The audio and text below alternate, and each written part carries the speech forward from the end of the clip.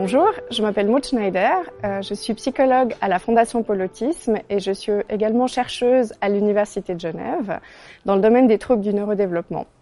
Finalement, le trouble du spectre de l'autisme peut fréquemment s'associer à d'autres symptômes qui ne font pas directement partie de la palette des symptômes du trouble du spectre autistique.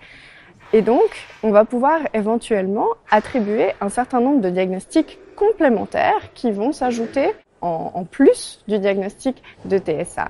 Et c'est ce qu'on appellera des comorbidités. Donc le premier message important que j'aimerais que vous reteniez de cette vidéo, c'est que dans le cadre des TSA, la comorbidité est la règle plutôt que l'exception. Il y a beaucoup d'études qui ont été réalisées dans ce domaine et qui montrent finalement qu'on observe fréquemment d'autres troubles comorbides dans le contexte des TSA, même si les chiffres ont tendance à varier beaucoup finalement d'une étude à l'autre selon la méthodologie qui est utilisée. Pour vous illustrer ça, j'ai choisi de brièvement juste vous présenter une étude de Lévy et collaborateurs qui a été effectuée en 2010 sur un échantillon de plus de 2000 enfants avec TSA de 8 ans. Et cette étude, globalement, ce qu'elle montre, c'est que dans plus de 80% des cas, les enfants avec TSA présentent également un autre trouble développemental.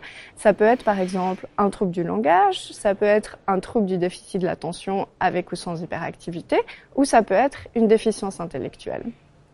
L'autre résultat important de cette étude, c'est que dans 10% des cas environ, les enfants présentent un autre trouble psychiatrique associé au TSA. Par exemple, un trouble anxieux ou un trouble oppositionnel avec provocation. Et donc, on se rend compte que même dans des échantillons d'enfants, le taux de comorbidité est plutôt élevé. Et le deuxième message que je voudrais vous transmettre dans cette vidéo, c'est finalement pourquoi est-ce que c'est si important de s'intéresser aux comorbidités dans le contexte des TSA.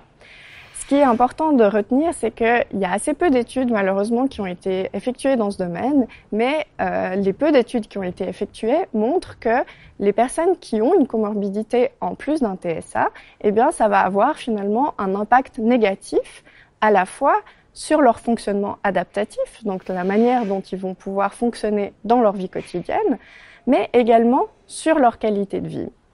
Et donc, ce qui est vraiment important, c'est de pouvoir déterminer l'existence et finalement de prendre en charge ces comorbidités dans le but d'optimiser le fonctionnement dans la vie quotidienne et la qualité de vie de nos patients.